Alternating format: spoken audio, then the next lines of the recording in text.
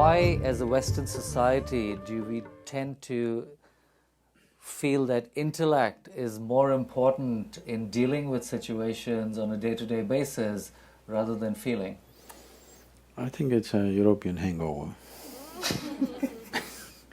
Descartes, I think for long periods of time, human societies have suffered this struggle for survival.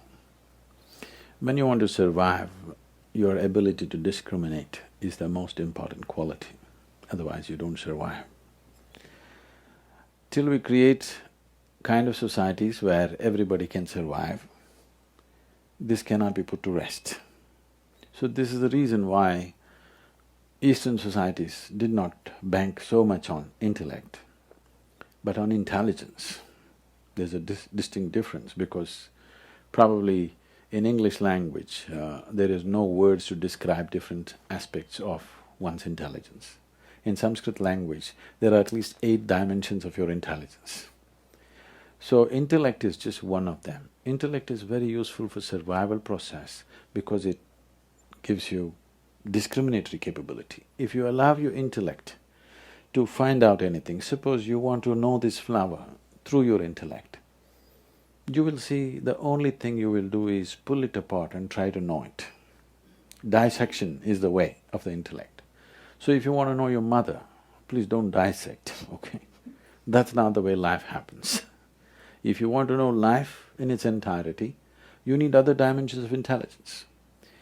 Because intellect has given ability to survive and a certain sense of dominance over others, we have become devotees of intellect. Intellect is a wonderful thing, no question about that. But you need to understand, human intellect functions only from the limited data that it has gathered. It cannot explore anything entirely new. You can only project from what you know to another dimension, and you can never project into an unknown dimension through what you know.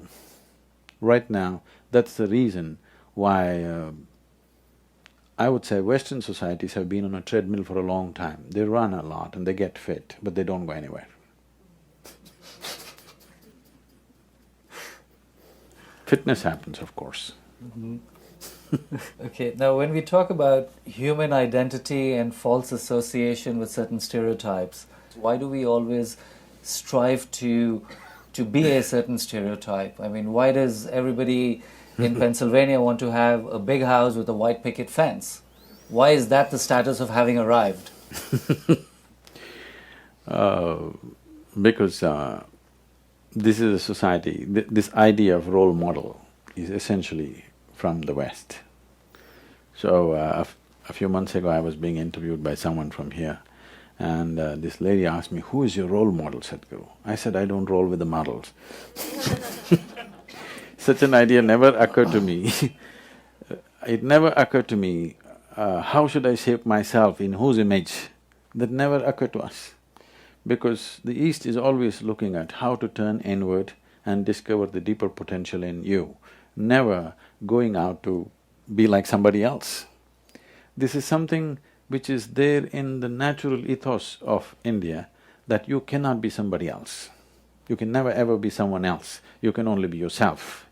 And how to make this yourself into your full potential, full-blown growth is all. The traditional yogic examples go like this: if a mango tree looks at a coconut tree and thinks coconut tree is taller and aspires to become a coconut tree, it will become a no-good mango tree.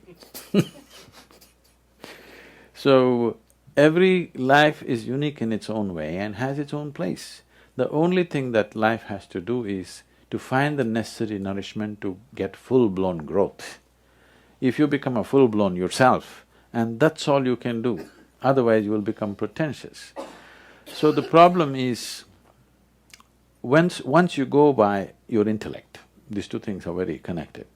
Once you go by your intellect, you will have a whole lot of information but you don't know anything. This is modern education.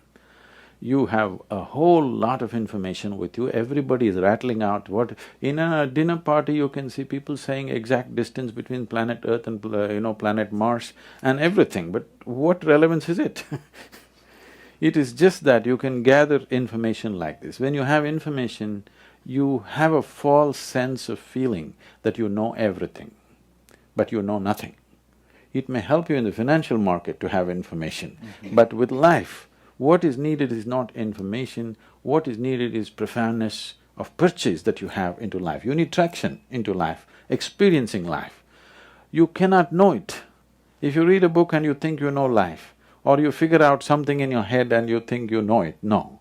You have to experience it. The profoundness of your experience is what makes this life. So if you go by the intellect, imitation is a natural process, and that's how the role models come. Can I tell you a story? Please. I always seek your permission because the moment I start once upon a time, a lot of people think it's bedtime, you know, 'cause that's the only time somebody told them a story. So this happened in early 20th century. In 1910, there was a man whose name was Topiwala. Topiwala means a hat seller, you know, people's second names indicate their trade sometimes. So, he's going from village to village, town to town selling hats in the tropical heat. One afternoon he felt tired and he went and sat down under a tree, opened his meager lunch, ate and dozed off.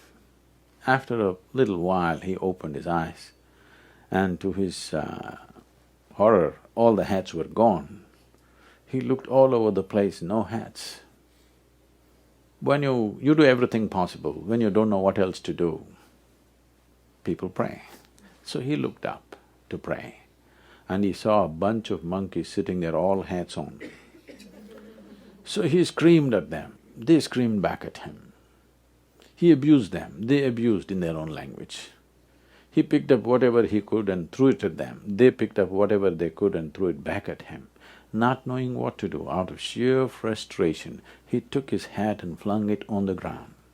All the monkeys took their hats and flung it on the ground, and he picked them up and went about his business. 2013, December 21st, another man was going around selling hats. His name also happens to be Topiwala. And one afternoon he went and sat under a tree, ate his elaborate lunch, 21st century, you know, and promptly fell asleep. After some time he woke up, hats gone. He didn't look here and there, he looked straight up. A bunch of monkeys were sitting hats on. He got up and jived, they all jived. He made funny faces, they made funny faces. He had all the fun he wanted to have. When he was done, he picked up his hat and flung it on the ground. A baboon of a monkey quickly came down, picked up the hat, walked towards him, gave him a tight slap in the face and said, "You idiot, you think only you had a grandfather." So there is substantial evidence, there is evidence that monkeys are evolving, okay? Now, once you go by the limitations of your intellect, you are still a hunter and gatherer. Maybe instead of gathering pieces of meat and leather and bone and tooth of animals, today you gather information, you know the distance between Mars and Sun and this and that. Maybe you gather, but still the nature of the intellect is to gather. By gathering, if you gather so much, somebody who has this much, in front of that person, in comparison to that person, you look better. But in the experience of life, you will not feel any better. So if you have gathered that much, if somebody has gathered this much, then in front of that person you feel like nothing. So gathering is always by comparison. Your own gathering has no meaning. It is only in relation to somebody else's gathering being more meager than yours. Or in other words, in some way you start enjoying somebody else's incapability or failure or whatever. So, this is the nature of the intellect, because it survives on what you have gathered.